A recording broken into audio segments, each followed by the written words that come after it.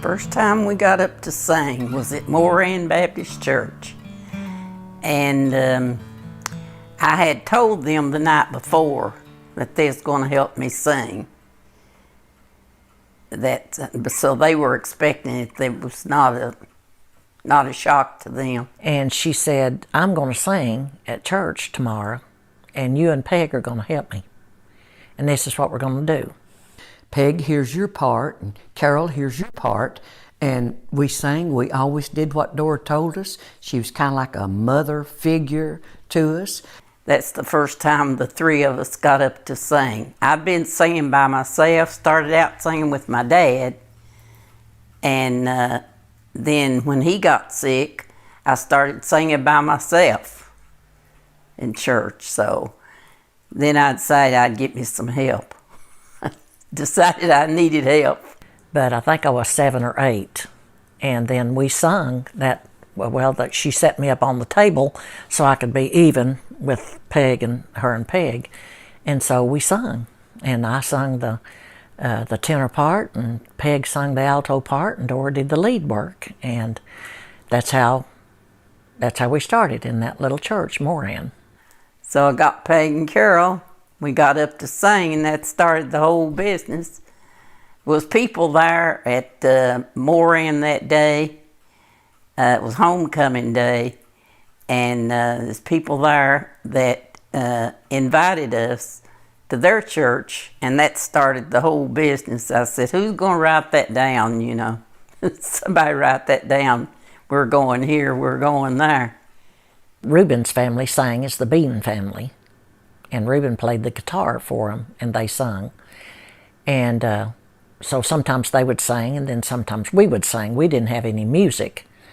We sung a cappella, and then later on, Dad bought Peg a guitar, and she just learned to play the guitar, and she started playing some for us, and then Ruben would kind of, every once in a while, he'd just strum along with us at the church on his guitar, and Dora asked Peg, she said, I bet you can't get him to play guitar for us.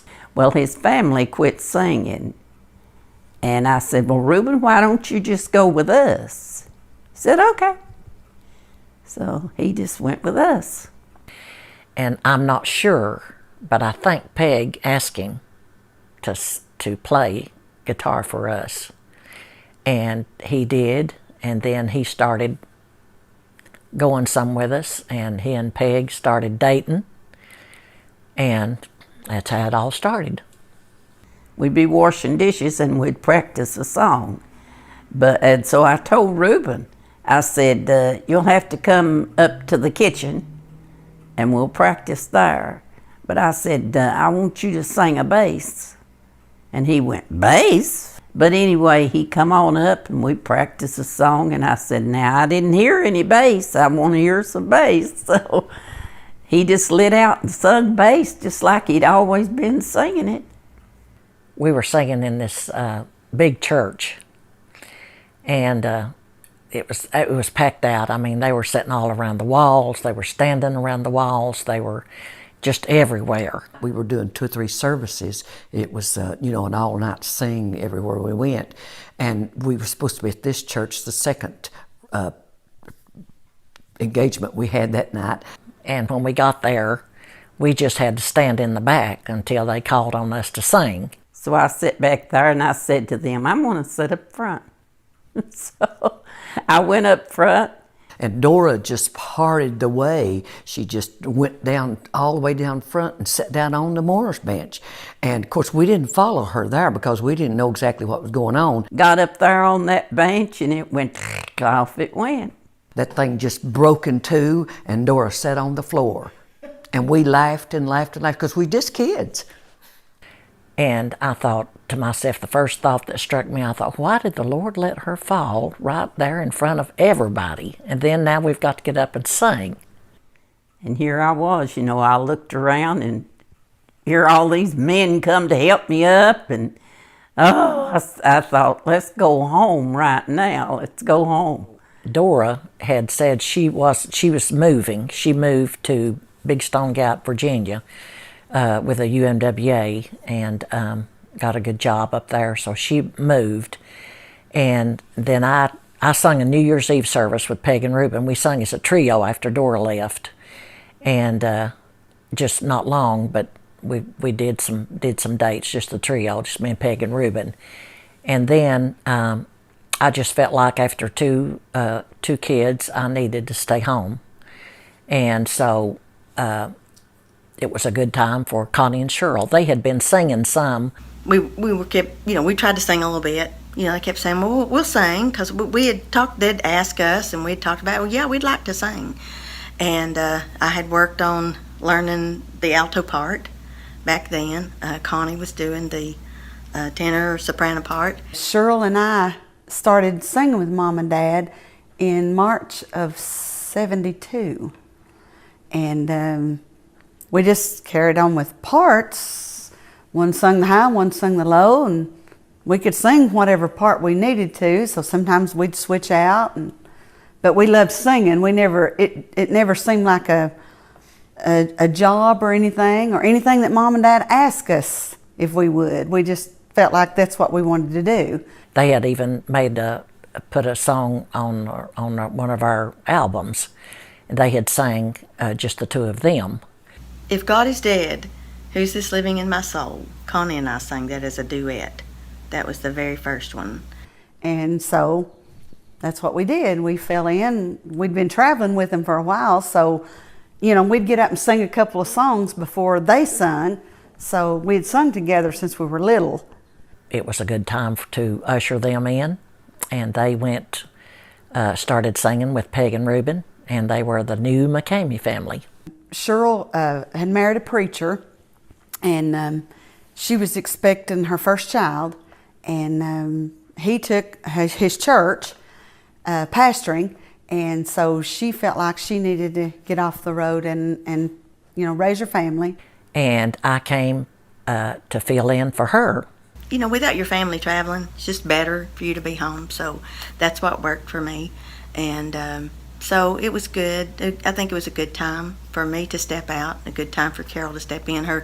She had older kids, so it's a good time for her to step in. That's when she left the group, and I came back, and I told Peg and Ruben that I would fill in until they could find somebody. And I filled in for 26 years. Carol sang 26 years, and then she wanted to take off, be with her husband because he'd retired. And so she gave us some notice that she was going to leave. And so Mama called Sheryl and said, "Can you pray, help us pray? We don't really know what to do." I had left work, and I was in the grocery store when Mom called me on the cell phone. And she just told me, said, "I want you to be praying for us because Dad and I, we don't know if we need to retire or what, but Carol has turned in her notice and she's going to be leaving."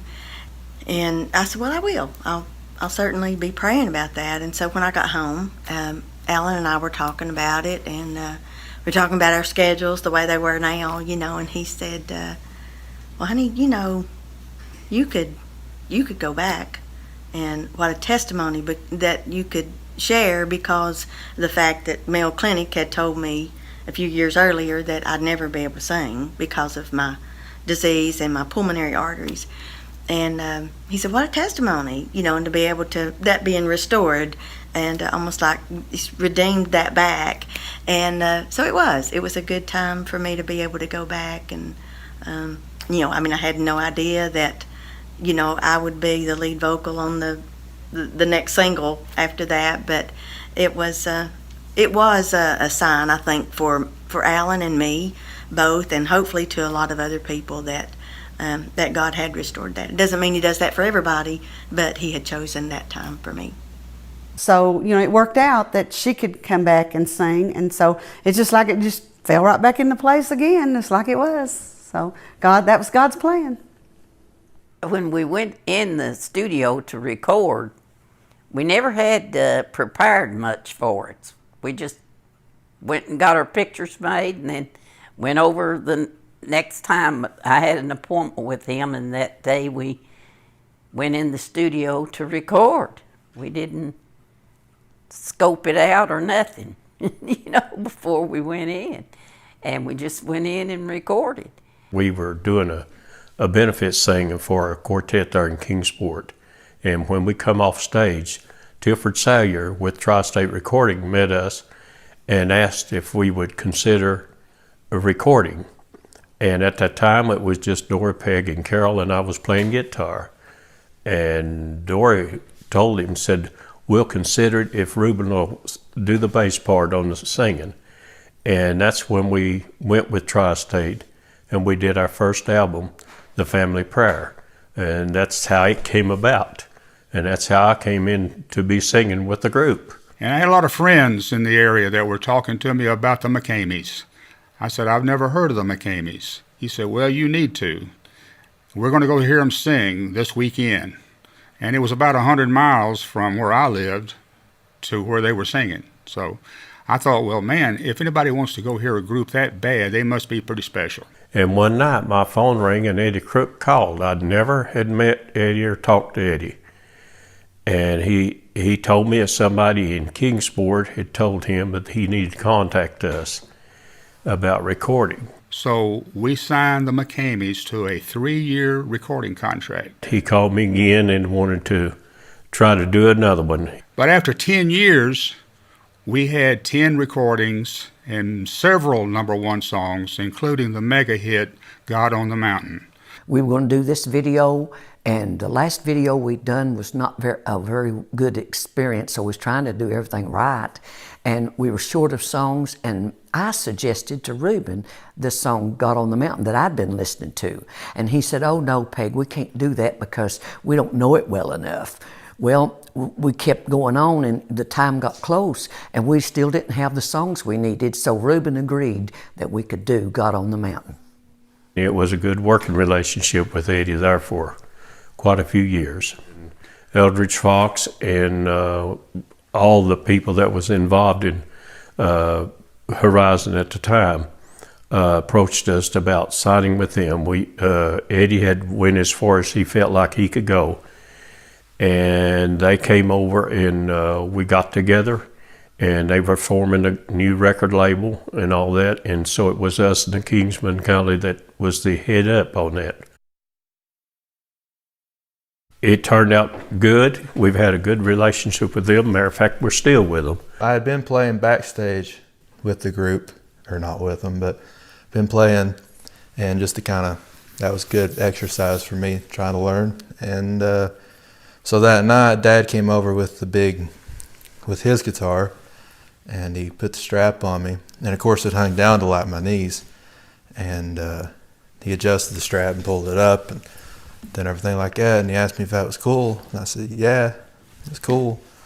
And then he asked me, said, you want to play tonight? I said, sure. And ever since then, I was 11 when that happened. And the guitar was huge. I still got the guitar. There it is, the old Talking Mate. It's dusty. I had to dig this out the other day just to find it. And I actually found a picture of me with it.